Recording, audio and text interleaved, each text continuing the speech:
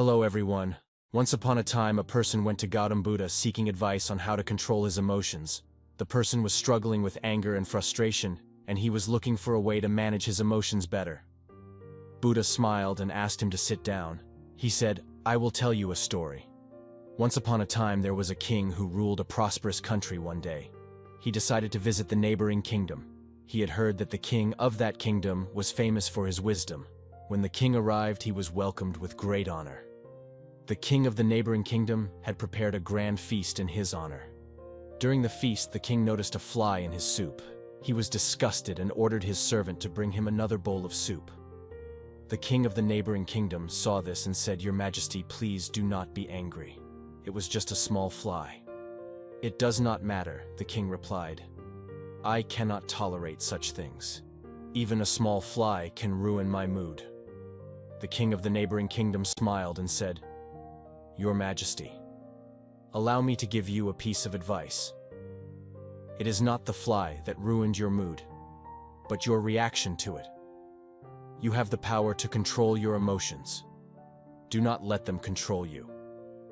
The king realized the wisdom in these words and returned to his kingdom from that day onwards. He started practicing the art of not reacting to situations that would previously trigger his emotions. He found that he was able to maintain his composure in challenging situations and was able to make better decisions. The power of not reacting is an important lesson for all of us. We often react to situations without thinking, and this can lead to negative consequences. Reacting to situations with anger and frustration can damage our relationships with others and hinder our ability to make clear-headed decisions. However, it is important to understand that not reacting does not mean that we should suppress our emotions. Emotions are a natural part of our human experience, and it is important to acknowledge them instead of reacting. Impulsively, we should take the time to process our emotions and respond in a thoughtful manner in another part of the world. There lived a young man named Michael, was a very emotional person, and he often reacted impulsively to situations that upset him. He would get angry and say hurtful things which would lead to arguments and hurt feelings. One day, Michael decided to take control of his emotions. He knew that his impulsive reactions were causing more harm than good, and he wanted to change. He started practicing mindfulness and meditation, which helped him become more aware of his thoughts and emotions. He also started practicing the art of not reacting whenever he found himself in a situation that would normally trigger his emotions.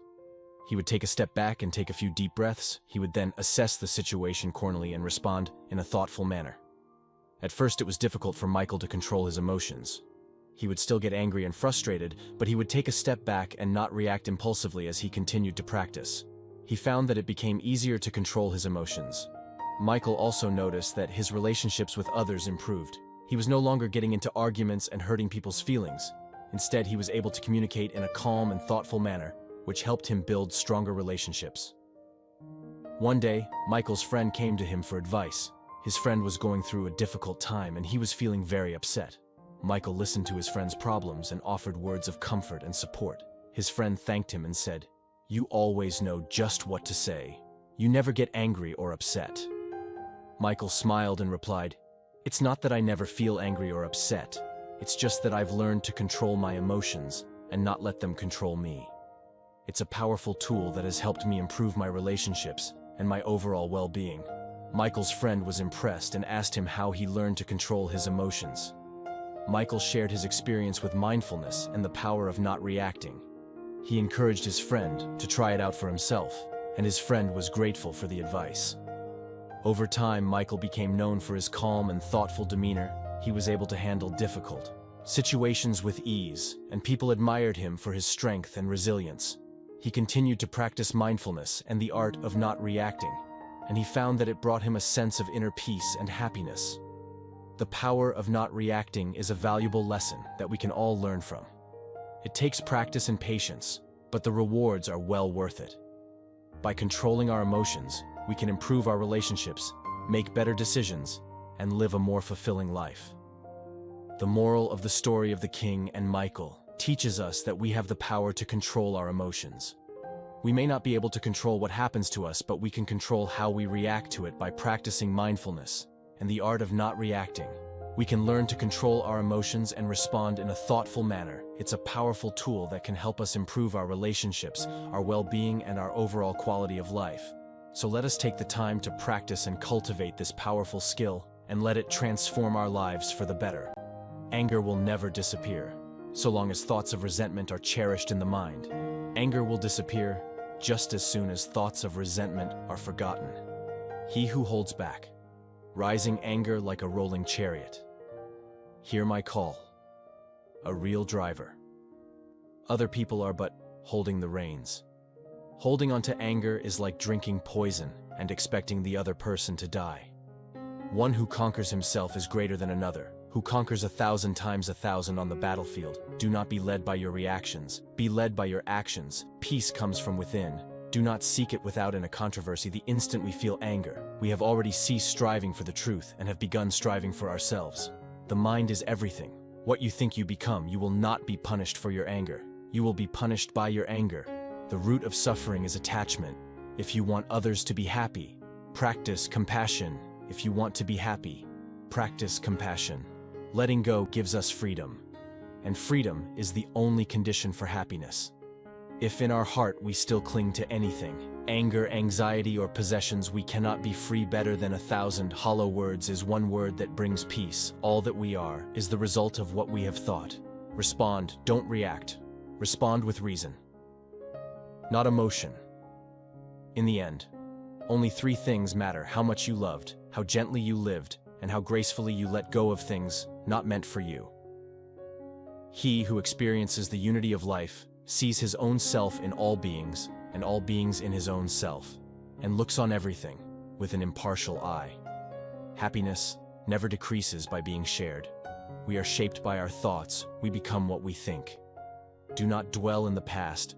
Do not dream of the future. Concentrate the mind on the present moment. 3 things cannot be long hidden: the sun, the moon, and the truth. The only way to find true happiness is to let go of your attachment to things and people. The mind is everything. What you think you become. It is a man's own mind, not his enemy or foe, that lures into evil ways. An idea that is developed and put into action is more important than an idea that exists only as an idea. There is no fire like passion. There is no shark like hatred. There is no snare like folly. There is no torrent like greed. What we think, we become all that. We are arises with our thoughts. With our thoughts, we make the world. If you want to fly, you have to give up what weighs you down. If you want to change the world, change yourself first. Happiness is not something ready made. It comes from your own actions. The trouble is, you think you have time. The mind is like water. When it's turbulent, it's difficult to see when it's calm. Everything becomes clear. The tone, like a sharp knife. Hills without drawing blood. Do not seek to follow in the footsteps of the wise. Seek what they sought. Purity or impurity depends on oneself. No one can purify another. Let us rise up and be thankful for. If we didn't learn a lot today, at least we learned a little. And if we didn't learn a little, at least we didn't get sick. And if we got sick, at least we didn't die. So let us all be thankful. The only real failure in life is not to be true to the best. One knows the past is already gone. The future is not yet here. There's only one moment for you to live. To be idle is a short road to death, and to be diligent is a way of life. Foolish people are idle-wise. People are diligent. Hatred does not cease by hatred, but only by love. This is the eternal rule. Whatever a monk keeps pursuing with his thinking and pondering, that becomes the inclination of his awareness. Do not dwell in the past. Do not dream of the future. Concentrate the mind on the present moment. The mind is everything. What you think you become. Do not look for a century in anyone except yourself. The only way to do great work is to love what you do. If you haven't found it yet, keep looking. Don't settle. As with all matters of the heart, you'll know when you find it. The greatest glory in living lies not in their falling, but in rising. Every time we fall, no one saves us but ourselves. No one can and no one may. We ourselves must walk the path foreign. Thank you, everyone. I look forward to seeing you next time. Don't forget to like and subscribe.